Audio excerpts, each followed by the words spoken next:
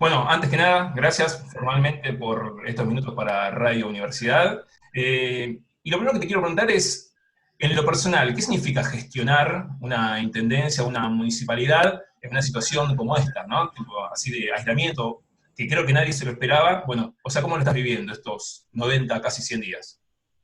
Bueno, un desafío muy grande. La verdad es que, como vos decís, César, nadie se esperaba, nadie antes gestionó en una pandemia y es algo que estaba sucediendo a nivel mundial y lógicamente son desafíos permanentes. Día a día la situación va cambiando y van apareciendo nuevas cuestiones que tenés que ir afrontando y la realidad es que, bueno, fue un gran desafío que también nos va a dejar mucho como equipo, ¿no? Así que algo que estamos viendo es esto, es el trabajar en equipo, el poder pensar diferentes cuestiones para el día a día. Me parece que está bueno, en definitiva, va a ser una gran experiencia, un gran aprendizaje para todos y eso viendo la parte positiva, ¿no? Después la parte negativa, lógicamente, ya ver, hoy estar contando 3 personas fallecidas realmente es algo doloroso, que sabíamos que iba a suceder, sabíamos que podía suceder, pero bueno, no deja de doler, ¿no? Tal cual. Eh, y si vos tendrías que hacer un balance de estos un poco más de 90 días que han pasado, en todo lo que refiere, no solamente en lo político, en lo económico, hasta en lo sanitario, o sea, ¿cuál es el balance desde que comenzó la pandemia hasta este viernes?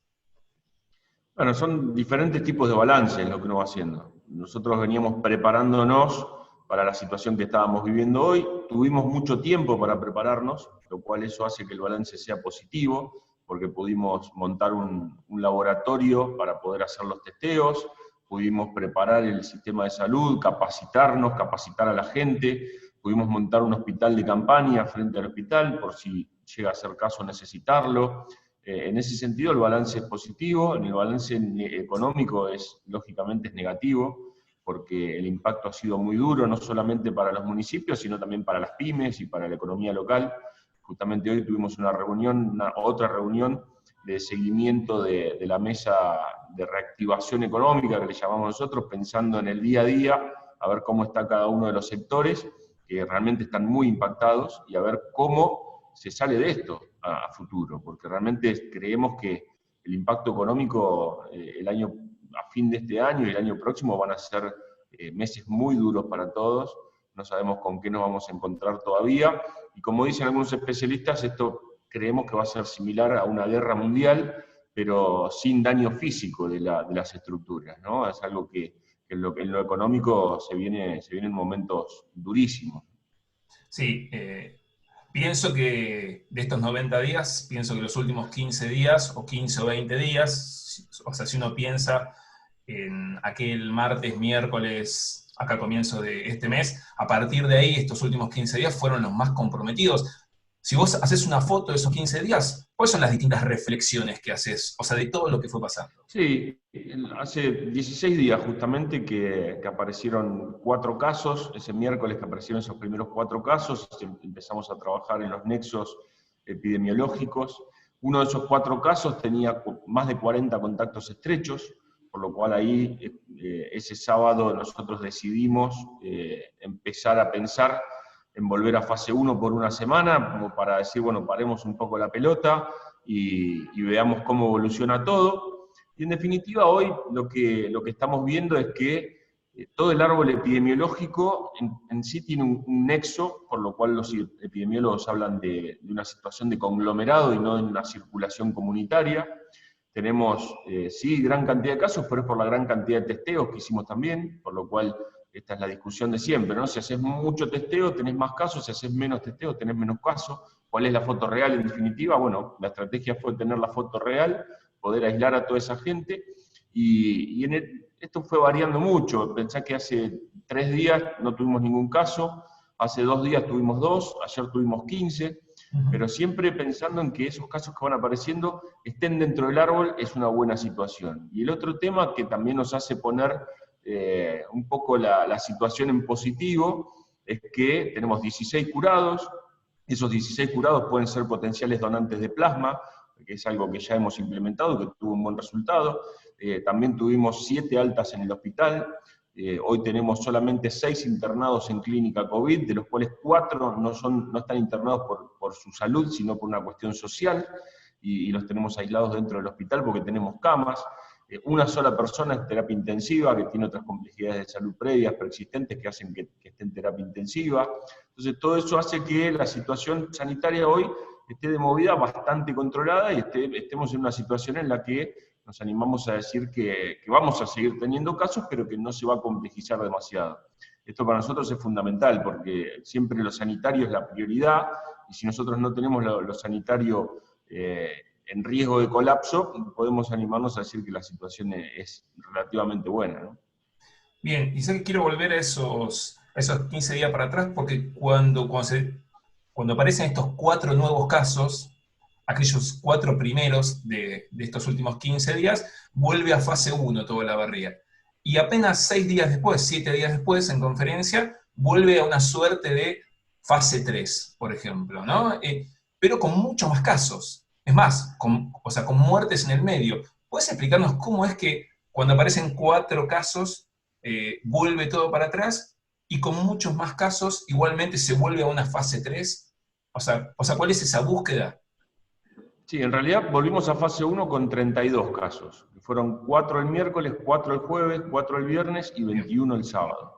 ¿Sí? En esa situación, al detectar tantos contactos estrechos y tantas reuniones familiares, cumpleaños de 15, asados y demás, veíamos que la situación podía ser muy compleja. Entonces dijimos, bueno, paremos, como te decía anteriormente, paremos la pelota una semana, veamos hasta dónde evoluciona la situación epidemiológica, hasta dónde puede haber circulación comunitaria o no. Y cuando vimos durante esa semana en fase 1 que la situación epidemiológica era la que pretendíamos, que era de una situación de conglomerado, ahí pudimos decir que los contagios no fueron ni en el comercio, ni en las fábricas, ni en los lugares que habilitamos, como peluquerías y algunos comercios por delivery, sino que los contagios fueron en situaciones cerradas, en casas de familia, y en situaciones que no tendrían que haber sucedido. Entonces, al tener esa situación de conglomerado, pudimos decidir volver a fase 3, aunque tengamos casos, ¿no? Porque evidentemente el tener casos, por eso lo que te mencionaba antes de la situación sanitaria. Hoy con la situación sanitaria como está, y nosotros monitoreamos día a día cuál es la ocupación que tiene el hospital. El 19 de junio del 2019, para que te des una idea, el hospital estaba en un 67% de ocupación. Y hoy, 19 de junio del 2020, lo tenemos en un 27% de ocupación. Entonces, siempre y cuando el riesgo sanitario no sea alto, podemos permitir que la situación económica tenga algún movimiento, y que la gente pueda circular y pueda ir a trabajar y volver a su casa. Bien. ¿Y cuánto hay de esa responsabilidad que vos estás mencionando, esa responsabilidad social? Todo el tiempo se habla de reuniones, asados. ¿Cuánto hay de esa responsabilidad real de todos los habitantes de esta ciudad? ¿Cuánto hay de cierto control que tiene que haber no solamente en las entradas, sino no solamente en las calles, en estas empresas que vos mencionabas? ¿Cuánto hay de esa responsabilidad social y cuánto hay del control para que la situación haya cambiado tanto en tan pocos días? Ya, nosotros podemos controlar los accesos y tomarle la fiebre, pedirle los datos y ver de dónde viene cada persona que entra a la ciudad por los 2 accesos que tenemos, como lo veníamos haciendo, y sin embargo tuvimos un acceso clandestino por donde pudo entrar el virus, una persona que cobraba un peaje clandestino para entrar a la ciudad sin pasar por los controles, por lo cual, como dijo mi colega el intendente Lungui, yo no soy un director de jardín de infantes. La gente tiene que entender que la situación es compleja, que estamos ante una pandemia y que la responsabilidad social es muy alta. ¿Sí? Nosotros podemos salir a controlar todo, pero un sábado a la noche la gente se junta a comer y la policía no puede estar en cada cuadra de la ciudad. Entonces, realmente apelamos a eso, pero también yo siempre lo digo, la gran mayoría de los sanabarrienses tuvo una gran responsabilidad social. Muchísima gente hace 90 días que no ve a sus abuelos, que no ve a sus nietos, que no ve a sus sobrinos, y siguen respetando las normativas y siguen respetando la situación como lo hacen desde el primer día. Pero bueno, lamentablemente en todos los lugares pasa, donde hay gente que no lo ha hecho, y tampoco es ser un dedo acusador, sino es simplemente pedir más responsabilidad hasta que todo esto pase.